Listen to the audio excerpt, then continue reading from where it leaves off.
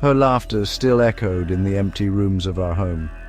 It was a ghost that haunted the hallways, a phantom melody that played on a loop inside my mind. I saw her everywhere. In the morning light that streamed through the window, just as it used to catch the soft curve of her cheek. In the steam rising from a cup of untouched tea, a ritual we once shared. The world had lost its color the day she was taken from me. Everything felt muted, a pale imitation of the vibrant life we had built together. My heart was a hollow chamber, filled only with the deafening silence of her absence. I traced the lines on photographs, my fingers searching for the warmth that was no longer there. I couldn't accept it. This couldn't be the end of our story.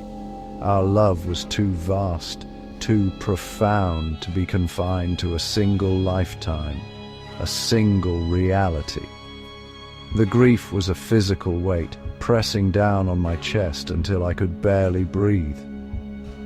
I would wake up in the middle of the night, reaching for her side of the bed, only to be met with cold, empty sheets.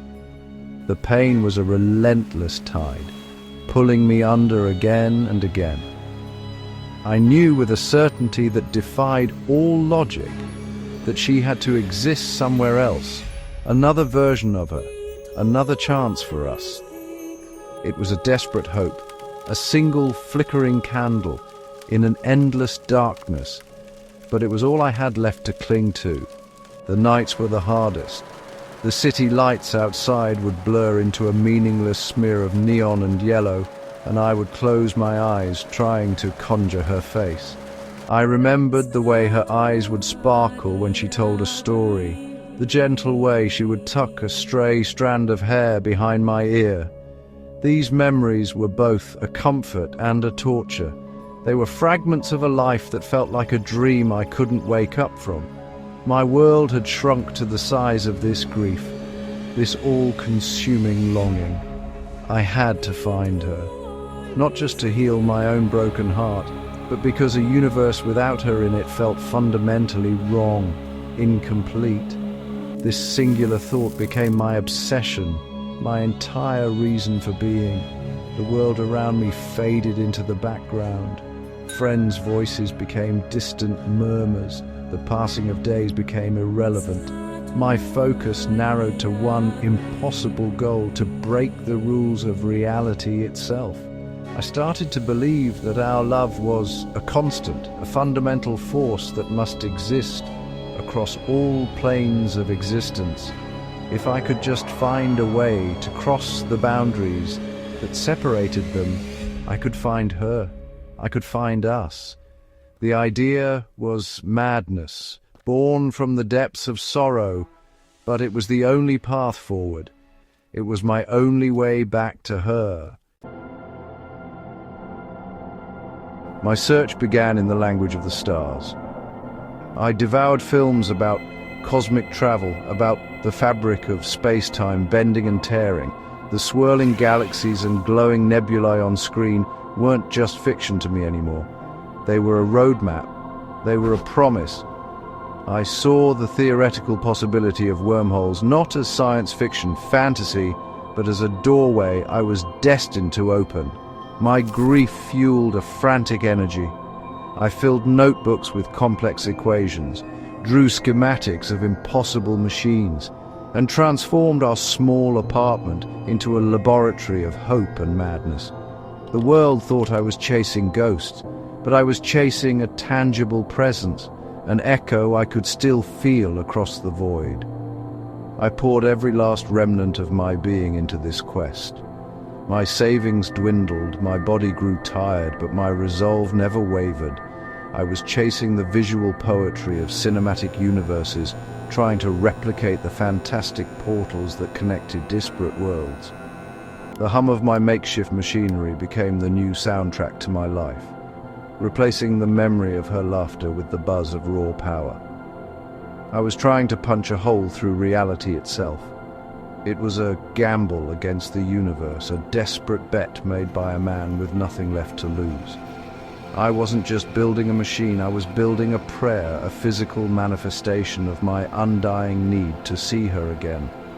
Then, one night, it happened. The air in the room crackled with an otherworldly energy. The light flickered, and a sound like tearing fabric filled the space. Before me, a vortex of swirling colors began to form, a shimmering, unstable gateway. It was beautiful and terrifying, a swirling galaxy born in my living room. I saw fractured realities shimmering within its depths, glimpses of other places, other times.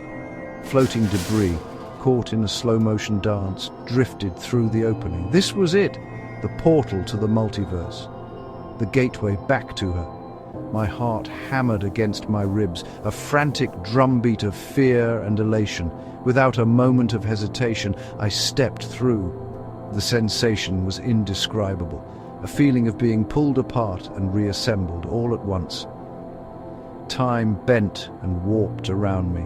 I was adrift in a cosmic ocean, surrounded by a symphony of light and silence. Shards of broken worlds floated past like crystalline islands. Glowing portals pulsed in the distance, each one a potential doorway to a life where she still existed. I was a lone traveler in an infinite sea of possibilities, guided only by the magnetic pull of my love for her. My journey had begun, a heartbreaking pilgrimage across the stars. My first arrival was gentle. I landed in a world bathed in a perpetual golden sunset, a reality where time moved differently. And there she was, older, her hair streaked with graceful silver, but her eyes held the same light. She was a celebrated historian, surrounded by books and ancient artifacts. She didn't know me here, but when our eyes met, a flicker of recognition, a ghost of a shared past, passed between us. I spent what felt like years by her side, falling in love with her all over again. But time was a cruel thief in this universe. I watched, helpless, as it slowly stole her from me, her memories fading until I was just a kind stranger, a footnote in the final chapter of her long life. The loss was a quiet, aching sorrow. The next universe was violent and chaotic. I found her amidst the rubble of a city torn apart by war. She was a medic, her face smudged with dirt, her spirit a fierce, unyielding flame in the darkness. Here, our connection was immediate, forged in the crucible of conflict. We found solace in each other's arms, a temporary peace in a world defined by destruction. We planned for a future beyond the sound of sirens and explosions, a simple life where our love could finally breathe. But war is indiscriminate. A stray blast, a moment of chaos, and she was gone again. Ripped from my arms, her life extinguished in an instant. This loss was a raw, screaming wound, far sharper than the last. Exhausted and carrying the weight of two losses, I stumbled into a third reality. This one was pristine, a technologically advanced society where fate was predetermined. She was an artist, her creations challenging the rigid order of her world. When we met, it felt like destiny, an undeniable pull that defied the logic of her society. We were two souls swimming against the current, believing our love could carve a new path. But destiny in this universe was an unbreakable chain. An accident, a pre-written tragedy that could not be avoided, took her away. I was left standing alone, realizing that even in a world of infinite choices, our story was doomed to end the same way. The pain was now a part of me, a deep, hollow ache that felt permanent. Each encounter, each loss, chipped away at my soul. The hope that had propelled me across the cosmos was slowly being replaced by a crushing despair. I saw her face in every swirling nebula, heard her voice in the silent hum of the void. The multiverse, which had once seemed like a realm of infinite possibility, now felt like a torture chamber designed specifically for me. It presented me with the one thing I wanted most, only to snatch it away again and again. The pain compounded with each jump, each new version of her I failed to save. I was becoming a ghost myself, haunted by the loves I had lived and lost across 1,000 shattered worlds. I drifted through the cosmic void, no longer searching, just floating. The vibrant colors of the multiverse seemed to mock my monochrome grief. I had held her hand in 12 lifetimes. I had lost her in 100 more. I had seen her die by time, by war, by fate, by sickness, by accident. Each goodbye was a fresh wound layered upon old scars, until my entire being was nothing but scar tissue. The man who had torn a hole in reality out of desperate love was gone, replaced by a weary traveler who understood the cruelty of infinity. The love was still there, a constant burning star in my chest, but the hope of possession had turned to ash.